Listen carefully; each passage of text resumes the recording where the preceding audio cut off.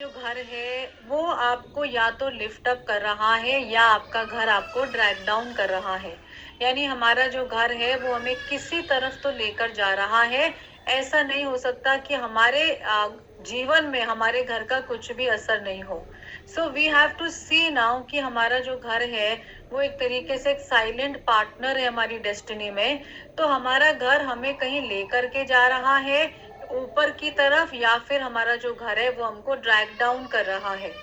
और बाकी हमने डायरेक्शंस की भी बात करी थी, और डायरेक्शंस का मैंने आपको बताया था कि directions are not just lines on a compass, they are living energies.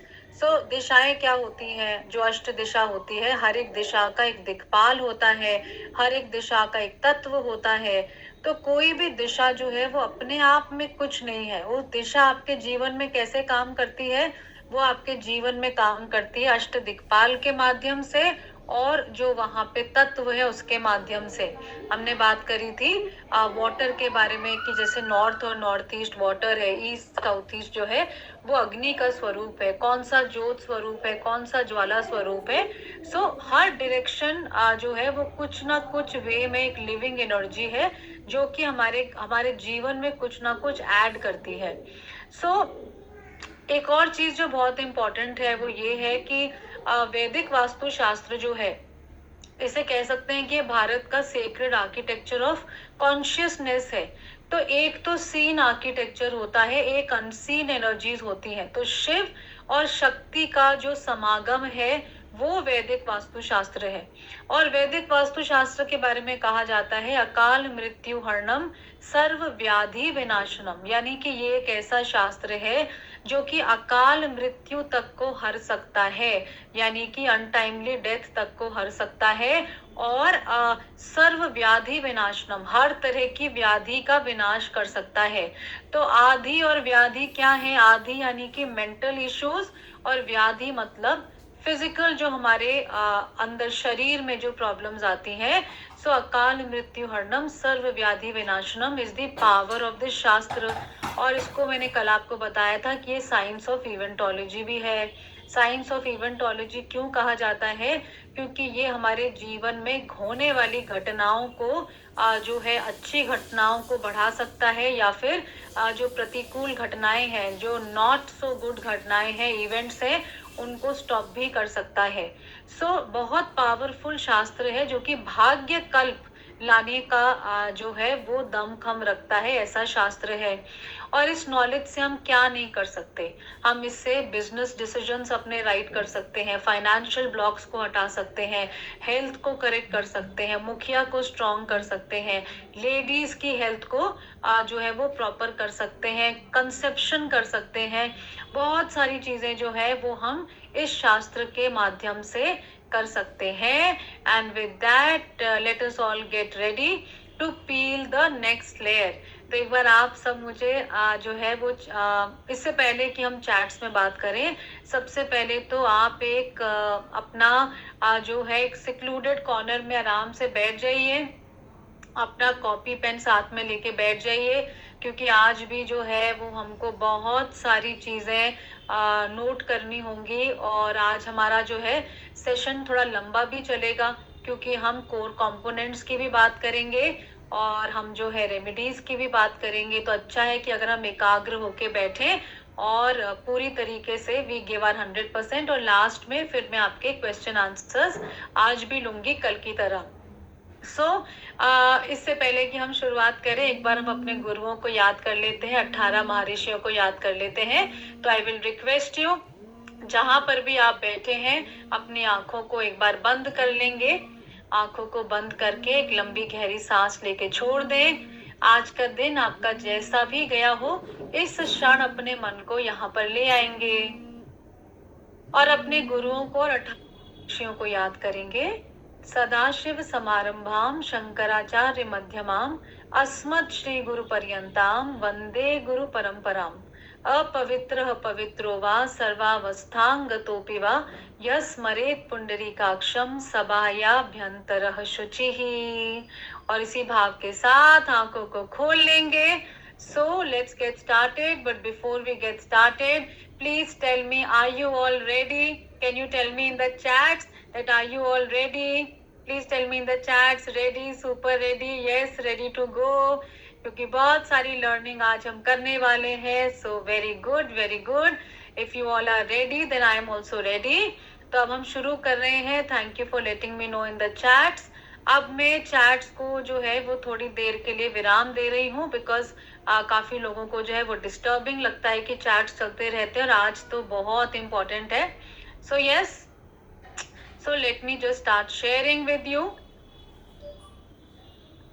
Okay, let me just come to the flow chart. All right, all right. Okay.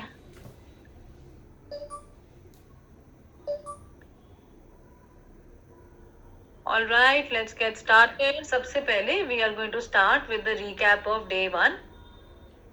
उसके बाद हम बात करेंगे 5 कोर कंपोनेंट्स आपके घर के, जो कि आपके फिजिकल घर को जो है डिपिक्ट करते हैं, और कैसे उसमें दोष उत्पन्न होते हैं. फाइनेंस, हेल्थ और रिलेशनशिप तीनों की बात करेंगे. रेमेडीज की बात करेंगे. कुछ questions we need to ponder on, and then the interaction session. कल के रिकैप की बात करें तो ऑफ कोर्स हम कंटेम्प्रेरी वास्तु वर्सेस जो हमारा वैदिक वास्तु है उसके जो डिफरेंसेस है उनको हमेशा जहन में रखते हैं, because we are learning the Vedic way. So number 1, वैदिक वास्तु शास्त्र मैंने आपको बताया था is rooted in Rta, eternal order. A sacred dialogue between your house and cosmos is happening. We have to look at that, not moving small articles of the house. अब अगर आप इस विजुअल को देखते हैं तो इस विजुअल को देख करके आप देख सकते हैं कि अगर ये मेरा घर है या मेरा अपार्टमेंट है, कितने सारे फोर्सेस इस घर के ऊपर काम कर रहे हैं. कॉस्मिक एनर्जी है, सोलर एनर्जी है, लूनर एनर्जी है, एयर एंड स्पेस एलिमेंट है. फ्लो ऑफ एनर्जी इस घर में हो रहा है. मंडलाकार हो सकता है, नॉन मंडलाकार हो सकता है. मैग्नेटिक फोर्सेस है, प्राणा है, जियो एनर्जीज है, जैविक ऊर्जा है, प्राणिक ऊर्जा, इतने सारे उसमें एक इस घर के आसपास फील्ड फॉर्म हो रही है, और ये सारी ऊर्जाएं मिलके आपके घर की फ्रीक्वेंसी बनाती हैं. और जब तक इस घर में फ्रीक्वेंसी राइट नहीं होगी, ऊर्जाएं करेक्ट नहीं होंगी, मैं वही कहती हूँ कि अंदर की चीजें जो हम हिलाते हैं उससे हमें वो पूरा रिजल्ट नहीं आ पाता. तो एक बातचीत चल रही है आपके घर और कॉस्मोस के बीच में. Number 2, overlooking the importance of Brahmasthan. तो पहली चीज तो हम मायोपिक व्यू से देखते हैं अपने घर को मॉडर्न वास्तु में. उसके बाद ब्रह्मस्थान की इम्पोर्टेंस को हम ओवरलुक कर देते हैं. लेकिन ब्रह्मस्थान तो वो जगह है जहां से आपके पूरे घर का जो वास्तु है वो बहुत हद तक एक सेंट्रल पॉइंट को करेक्ट करके राइट हो सकता है. इसकी भी डिटेल्स हम जानेंगे. उसके बाद नंबर 3, पद जो है हमारे, जो पदाज हैं, हम पद विन्यासा के माध्यम से अपने घर को डिवाइड करते हैं. तो जो हमने कहा था चतुश्री कृते क्षेत्रे विभक्ते नवदह तथा मध्य महाद्युति ब्रह्मा विधेयु नवभी पद है. तो इसका मतलब क्या है, अपने घर को 9x9 में डिवाइड करना है. 81 पदास फॉर्म होंगे, और ये पदा स्क्वायर या रेक्टेंगल होंगे, नॉट रेडियल.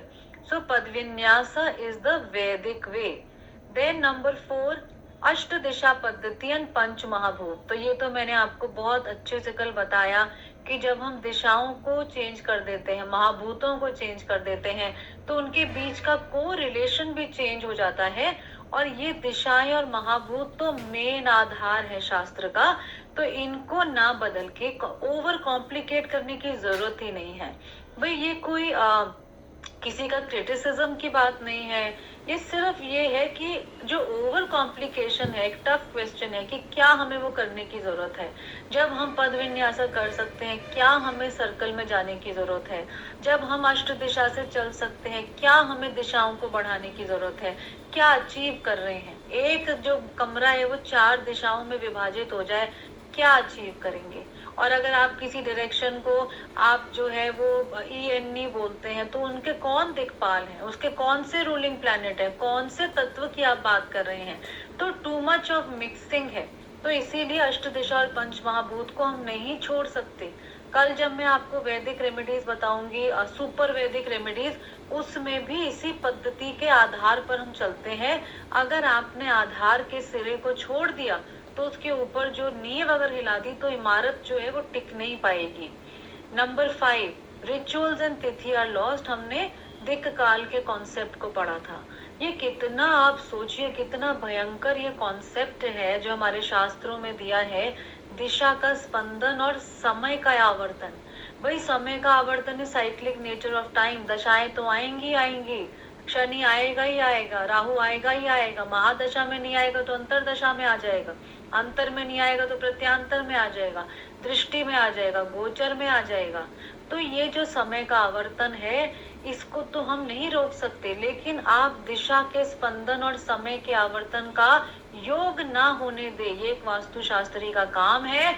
अगर किसी के जो है दिशा मार्केश की चल पड़ी, राहु केतु की चल पड़ी, तो कम से कम वो दिशा के जो स्पंदन है उनको रोक दें, साउथ में रेमेडी कर दें, साउथ वेस्ट में कर दें। तो ये रिचुअल और तिथि जो है ना, ये इसी काम के लिए है। सही समय पर सही उपाय करिए तो क्या होता है, वो ब्रेक हो जाता है।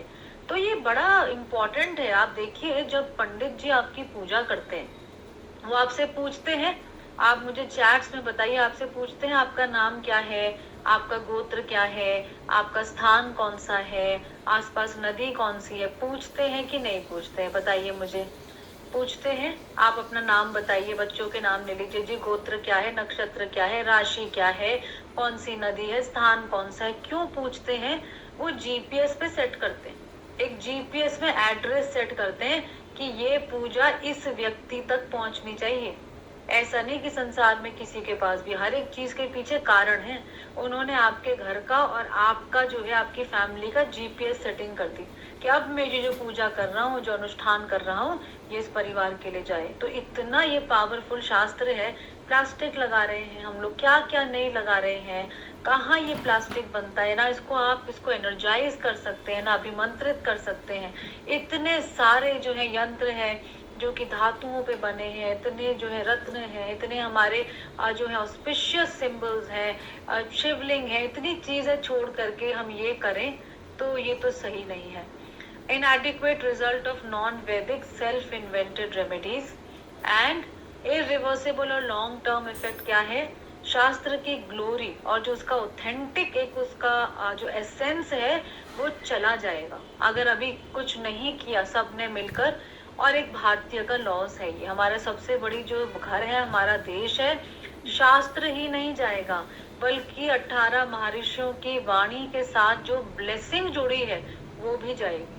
गुरु का जो वाक्य होता है ना, वो हुक्म होता है। गुरु अगर आपको देख के बोलते हैं ना कि क्या तुम प्रसन्न हो, तो लगता है कि वो पूछ रहे हैं, लेकिन एक्चुअली वो एक आशीर्वाद दे देते हैं कि तुम प्रसन्न हो जाओ। तो ये शास्त्र को खोने के बहुत सारे जो है वो लॉस है। और थोड़ा वैदिक पद्धति को वापस से हम जो है मॉडर्न वास्तु में भी उसको वापस से उसका उत्थान कर दें तो बहुत बढ़िया है, बहुत अच्छा है। फिर कल हमने कुछ नए कॉन्सेप्ट सीखे, 32 मंडलास, परम संयका मंडला, सिंक, सोर्स, ईड़ा, पिंगला, जैविक, प्राणिक, ब्रह्म बिंदु, आकार, प्रकार, गुण, स्वभाव, कर्म और काल। यही नहीं पता लगता लोगों को कि वास्तु काम कैसे करता है।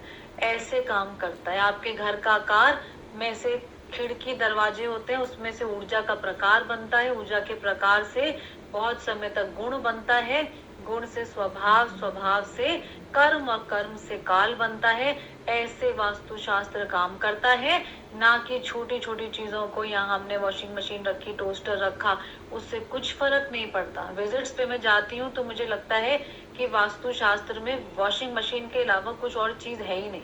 मैम वॉशिंग मशीन कहाँ रखी, वॉशिंग मशीन कहाँ रखे, रख लीजिए, उसको भी अच्छी जगह पे रख लीजिए, बट उससे पहले जो बड़ा काम है उसको तो कर लें। नंबर 1 जो हमने कल मेन जो कॉन्सेप्ट्स कवर करे थे, मैं आपको बता रही हूँ, जिसका किसी का अगर मिस हुआ हो। 8 direction and pancha mahabhuta the foundation of your home. और हमने ये बात करी थी कि जल तत्व नॉर्थ नॉर्थ ईस्ट से जुड़ा है, अग्नि ईस्ट साउथ ईस्ट से, पृथ्वी साउथ वेस्ट साउथ से, वायु नॉर्थ वेस्ट वेस्ट से। और मैंने आपको ये बताया था कि इंटेंसिटी ऑफ तत्व और उसकी वर्च्यू वेरी करती है। तो क्या हमने देखा था, नॉर्थ समृद्धि स्वरूप, नॉर्थ ईस्ट तीर्थ स्वरूप, ज्योत स्वरूप ईस्ट है, ज्वाला स्वरूप साउथ ईस्ट है, यम स्वरूप साउथ है, कृषि स्वरूप साउथ वेस्ट है, तूफान स्वरूप वेस्ट है, और नॉर्थ वेस्ट जो है वो स्वर स्वरूप है वायु तत्व का। और हाउस प्लानिंग में ध्यान रखना है कि नॉर्थ ईस्ट में जल आए, ईस्ट साउथ ईस्ट में अग्नि आए, और बाकी तत्व जो है वो सही तरीके से आए। कोई एंटी एलिमेंट किसी भी दिशा में नहीं होना चाहिए। उसके बाद हमने बात करी Vastu Purusha Mandal. It is the subtle body of your home, और ये हाउस जो है एक लिविंग बीइंग है। डीपर सिंबोलिज्म, आपके घर में देवता और असुर दोनों हैं। कहाँ से हमने ओपनिंग्स दी हैं, किस जगह को एक्टिवेट किया है, वो हम जो है इसमें देखते हैं। जो लोग कल हायर कोर्स में अगर कोई लोग जाएंगे तो ये सीखेंगे कि देवताओं को ऑफरिंग्स क्या दी जाती हैं। सूक्ष्म शरीर है ये आपके घर का, आप इस बॉडी से कनेक्टेड हैं, और वेट मैनेजमेंट के लिए भी ये कॉन्सेप्ट को समझना बहुत जरूरी है। नंबर 3, शिव स्वरोदय में बोला है कि कॉस्मिक और जो है पर्सनल ब्रेथ दोनों काम करती हैं। सो ईड़ा और पिंगला काम कर रही हैं, दोनों आपके घर के वास्तु को अफेक्ट कर रही हैं। ईड़ा नाड़ी क्या है? मून स्ट्रीम्स और source energy. Ida, moon streams और सोर्स एनर्जी एक ही बात है। Moon streams north east, east north west से आ रही हैं। ये कूल एंड बेनेवोलेंट है, और ये आयु, मांगल्य, स्थैर्य, क्षेम, कल्याण ला रही हैं। नॉर्थ ईस्ट, ईस्ट और नॉर्थ वेस्ट। तो यहाँ जो ईड़ा नाड़ी है वो बहुत इंपॉर्टेंट और पॉजिटिव नाड़ी है। पिंगला नाड़ी क्या है? सूर्य की किरणें हैं, ये south west, west south east से आ रही हैं। ये हार्श एंड क्रूअल है, क्रूर और कठिन है। विपदा, विनाश, विकार, विद्रोह और विलाप की कारक है, south west, west south east से आ रहे हैं। और आपका जो पर्सनल ब्रेथ है और जो कॉस्मिक ब्रेथ है वो आपके प्राणा से जुड़ा है। अब मैं आपको एक ब्रेक थ्रू कॉन्सेप्ट बताती हूँ जिससे आपको समझ में आएगा कि आपका जो कॉस्मिक और पर्सनल ब्रेथ है वो डिस्टर्ब कैसे होता है। तो ये अगेन एक बहुत profound concept of the shastra है, and I want you to really pay attention. So क्या होता है कि जो कॉस्मिक ब्रेथ है, जो ईड़ा और पिंगला है संसार की, वो बैलेंस स्थिति में है, it is in a state of balance.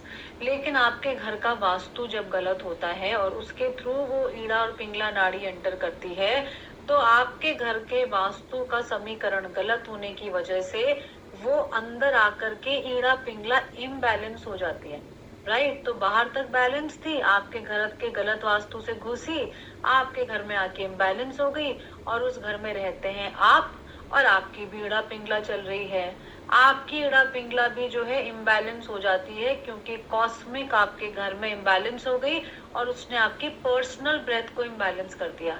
अब आपकी पर्सनल ब्रेथ में इम्बैलेंस हो गया, और उससे जब आपने संसार में वापस कदम रखा, आप ऑफिस गए, अपने काम करने गए, तो क्या हुआ? वापस से डिस्टरबेंस पैदा हो गई, क्योंकि कॉस्मोस में वो बैलेंस्ड है लेकिन आपकी इम्बैलेंस्ड हो चुकी है, और इसकी वजह से आपके काम बनने जो है वो बंद हो जाते हैं। और जो पूरा का पूरा स्वर विज्ञान है वो इसी पे आधारित है। So do you think it's a bulb-on moment? आपको लग रहा है कि yes, it is really a bulb-on moment की वाव, कि मेरी जो ब्रेथ है वो कैसे संसार में जाकर के जो है वो डिस्टर्ब हो जाती है। Are you understanding this? Are you understanding? Yes yes, बड़ा प्रोफाउंड कॉन्सेप्ट है, पूरा स्वर विज्ञान इसी पे बेस्ड है। सो बहुत प्रोफाउंड है। Yes, bulb on moments. So what, thank you yes for telling me. So what is it that we have to take care here? अब क्या करें? बड़ा सिंपल सा रूल मैं आपको ऐसी टिप दे रही हूँ। क्या करना है, जब घर के बाहर कदम रखते हैं ना, जब आप अपने दहलीज से बाहर रखते हैं किसी काम के लिए कदम, नाक के नीचे हाथ रखिए। जैसे अभी आप हाथ रखिए नाक के नीचे, एक्सहेल करिए, तो आपको लगेगा कि दोनों में से एक नाड़ी ज्यादा चल रही है। या फिर ऐसे करेंगे तो भी पता लगेगा एक नाड़ी ज्यादा चल रही है। जो नाड़ी चल रही है उसी पैर को बाहर रखिए अपने घर से, और आप देखेंगे कि आपके जो काम है वो बनने लगेंगे। तो ये भी एक जो है वो बहुत बहुत पावरफुल कॉन्सेप्ट है। सो यू कैन सी कि कैसे गहराई है शास्त्र में, कैसे जो है श्वास से कर्म जुड़ा हुआ है, और ये छोटे छोटे रहस्य हमारे सामने खुल जाए ना, तो हमको ये प्लास्टिक के टोपा टोपी ये सब कुछ करने की जरूरत नहीं है। देन नंबर 4, ऊर्जा के स्रोत क्या है? आकाश प्रकाश ऊर्जा। और इसमें मैंने आपको बताया था जैविक ऊर्जा मैग्नेटिक ऊर्जा है, नॉर्थ से आती है, प्राणिक सोलर ऊर्जा है, ईस्ट से आती है, और ऊर्जा सोर्स और सिंक एनर्जी होती है। जैविक और प्राणिक ऊर्जा, मैग्नेटिक एंड सोलर एनर्जी, ये संसार के द्वारा दिया गया हमको एक गिफ्ट है, एक उपहार है। इसी को हम अपने घर में वेलकम ना करें तो फिर कैसे जो है वो हम अपने घर को पॉजिटिव कर पाएंगे। और आकाश प्रकाश अत्यबल निर्बल प्रदूषित ऊर्जा हो सकती है, हमें संतुलित करना है। अब क्या है, एक और जो नई सीखने वाली चीज है वो ये है कि ऊर्जा अतिबल मेन एंट्रेंस की दिशा से होती है, टी पॉइंट से। लिफ्ट के आगे कोई वीथी शूल या टी पॉइंट आ जाए, लार्ज टेरेस और डबल हाइट, वहां अतिबल हो जाती है। जहां भी आपके जिस भी दिशा का मेन एंट्रेंस है, वहां की दिशा, वहां की ऊर्जा को अतिबल एक्स्ट्रा मान के चलिए। घर के आगे कोई टी पॉइंट है, अब मान लीजिए साउथ ईस्ट में मेन एंट्रेंस है, तो मान के चलिए कि आपका साउथ ईस्ट अतिबल है, क्योंकि वहां पे मेन एंट्रेंस है। घर के आगे साउथ ईस्ट में टी पॉइंट है, तो अतिबल ऊर्जा है। हम सोचते हैं कि हम अपार्टमेंट में रहते हैं, हमें टी पॉइंट से क्या लेना देना, लेकिन आपको मैं बताऊं कि अपार्टमेंट में भी जो लिफ्ट है, लिफ्ट ऊपर सारी ऊर्जा को एक दिशा से लेके आती है और वो एक जगह पे खुलती है, उस सारी ऊर्जा का जो इन्फ्लक्स है वहां पे छोड़ती है। और अगर आपका घर किसी लिफ्ट के सामने कॉरिडोर है और कॉरिडोर के बिल्कुल सामने अगर आपके घर का दरवाजा आ रहा है, तो वो भी टी पॉइंट का ही असर है, उसमें आएगा। ऐसा नहीं है कि अपार्टमेंट में टी पॉइंट नहीं काम करता, अपार्टमेंट में भी टी पॉइंट काम करता है। जो लिफ्ट कॉरिडोर है वो चैनलाइज्ड एनर्जी का ही काम करती है। लार्ज टेरेस, डबल हाइट, ये सब अतिबल ऊर्जा है। अब मान लीजिए नॉर्थ जहाँ पे जैविक ऊर्जा है वो बंद हो जाए, वहां कोई खिड़की दरवाजा नहीं है, वो हैवी हो जाए, वहां पे स्टेयरकेस आ जाए, तो वो ऊर्जा हो जाएगी निर्बल। और प्रदूषित कब होती है, जब सोर्स जोन में जो आना चाहिए वो ना आए, सिंक जोन में एंटी कंपोनेंट्स आ जाए, तो वो आपकी प्रदूषित हो जाती है। और हमें करना है संतुलित। और हमने फिफ्थ कॉन्सेप्ट क्या सीखा था, extended time of exposure of your house with a particular ऊर्जा creates the गुण एंड त्रिगुण। तो बहुत लंबे समय तक अगर कुछ रहता है आपके घर में ऊर्जा का प्रभाव, तो वो गुण बन जाता है। और एक जो मेरा क्लाइंट केस मैं हमेशा अपने हर बूट कैंप में बताती हूँ, वो मैं यही बताती हूँ कि एक मेरा अपना अपना एक एग्जाम्पल है जो हुआ था। तो मेरे क्लाइंट्स जो काफी पुराने 8-10 साल पुराने क्लाइंट हैं, तो वो हस्बैंड वाइफ और उनके 2 बेटे, एक बेटा जो है वो यूएस में रहता है और एक बेटा जो था वो अपने आईटी की आईआईटी की तैयारी कर रहा था। उनकी मैंने विजिट करी थी, उनके घर में कुछ प्रॉब्लम थी। जो भी था वो करेक्ट वरेक्ट हो गया था। और जो हस्बैंड थे वो थोड़ा तमस उनके स्वभाव में था, ड्रिंक करना ये सब करना था, मतलब किसी भी पार्टी वार्टी में जाते थे तो ओवर ड्रिंक कर लेना। और जो बड़ा बेटा था वो तो यूएस में ही था, उनका ज्यादा मुझे पता नहीं था। छोटा वाला बेटा बड़ा एक्साइटेड था, उसको आईआईटी करना था, कोटा जा रहा था वो। और जो मदर बहुत ही सात्विक स्वभाव, बड़ी पूजा पाठी कीर्तन, और मैं जानती हूँ कि वो ओशो की फॉलोअर थी। उनका घर करेक्ट हुआ और सब हो गया। उसके बाद उनका 3-4 साल बाद, 5 साल बाद फोन आया होगा कि मैम हमने नए घर में शिफ्ट कर लिया है, हमें आपकी विजिट करानी है, कुछ प्रॉब्लम्स आ रही हैं। तो आई डोंट नो, उन्होंने कुछ किया होगा शिफ्ट अपने हिसाब से। जब मैं उनके घर में गई तो वो बिल्कुल तामसिक घर था। तमस का जो है वो पूरा एकदम समझिए कि कॉर्नर प्लॉट था और हाईली तामसिक प्लॉट। जब मैं उनके घर में गई तो उनकी वाइफ जो थी उन्होंने मुझे बोला कि जो मेरे हस्बैंड पहले सोशल ड्रिंकिंग करते थे, अब इस घर में आने के बाद वो डेली ड्रिंकिंग करने लग गए हैं। डेली वो अपना जो है, कोई हो चाहे ना हो, वो अपना बैठते हैं and he drinks, non vegetarian. ये सारी चीजें जो है वो उस घर में जाके बढ़ गई। पहले ही तामसिक थे और तामसिक हो गए। जो पूजा पाठी उनकी वाइफ थी, उन्होंने बोला कि मैम मैंने पूजा एकदम छोड़ दी है, बस मैं मंदिर जाके जोत जलाती हूँ, मेरा बैठने का ही मन नहीं करता। और जो उनका बेटे जो है, वो बेटे ने बहुत वजन पुट ऑन कर लिया था।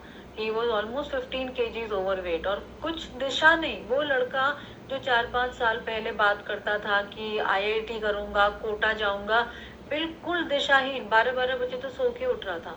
तो ये इतना क्लासिक केस है कि तमस जब जाते हैं तामसिक एनवायरनमेंट में, तो कैसे लोगों की अपनी एनर्जी, उनका अपना गुण जो है वो बदलने लगता है। और इसको जो है वो समझना और करेक्ट करना बहुत जरूरी है। क्या हुआ उन लोगों को, आखिर ऐसा क्या स्वभाव बदल गया, पूजा पाठी से पूजा ही नहीं करती हैं, कहाँ एटी की बातें थी, 12-12 बजे सो के उठ रहे हैं, डेली ड्रिंकिंग करने लग गए हैं, नॉन वेजिटेरियन खाने लग गए हैं। तो ये हमारा किया नहीं होता, ये ऊर्जा का प्रभाव है। और फिर हम सोचते हैं लाइफ में चीजें क्यों नहीं बन रही। सो ये बेसिकली कल का एक रिकैप था। और अब हम आ रहे हैं 5 कोर कंपोनेंट्स। ये जो 5 कोर कंपोनेंट्स हैं, ये कुछ ऐसे 5 कंपोनेंट हैं जिसको हमने बहुत टच अपॉन किया था जब हमने अपना वेबिनार देखा था। उसमें हम थोड़ा विड्थ में टच किया था, लेकिन अब हम इसकी गहराई में उतरने वाले हैं।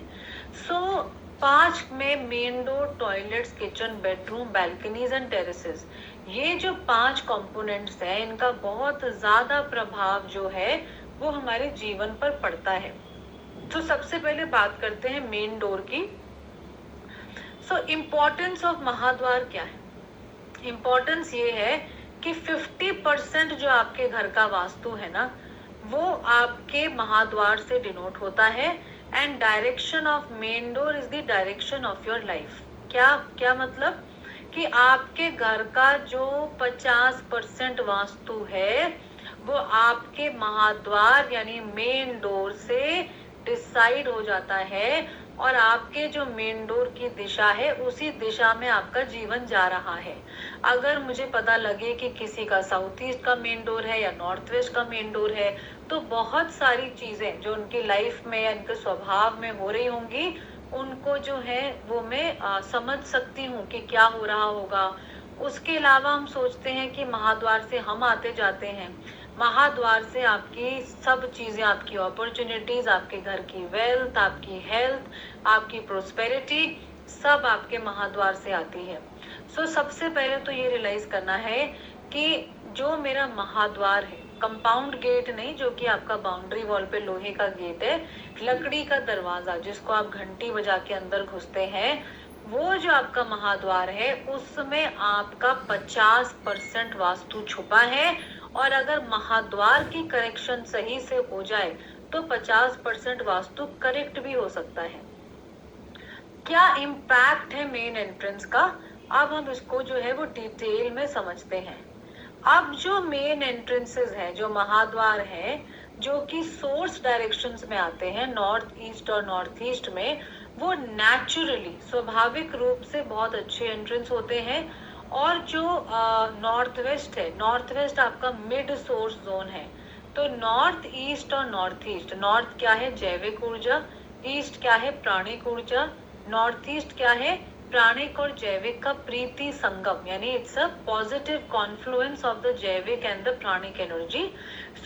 ये दोनों दिशाओं के दरवाजे बहुत बढ़िया हैं और नॉर्थ ईस्ट का भी बहुत बढ़िया है। नॉर्थ वेस्ट का 50-50 है, क्योंकि इसमें नॉर्थ भी है, इसमें वेस्ट भी है, इसमें सोर्स भी है, इसमें सिंक भी है। ये जो है आकाश की प्रथमेष्टिका है ये दिशा। बट ये 3 दिशाएं ऐसी हैं कि इसमें अगर हमारा दरवाजा आ जाए तो आयु, मांगल्य, स्थैर्य, क्षेम, कल्याण हमारे जीवन में स्वतः आने लगता है। अगर आपने इस एंट्री का दरवाजा अपने घर में मैनेज कर लिया या ऐसे फ्लैट में आप चले गए, तो आपका जो 50% वास्तु है वो महाद्वार के लेवल पे करेक्ट हो जाता है। और अंदर कोई बड़े महादोष ना हो तो जीवन जो है वो बैलेंस्ड वे में अच्छा चलता है। अब नॉर्थ क्या है?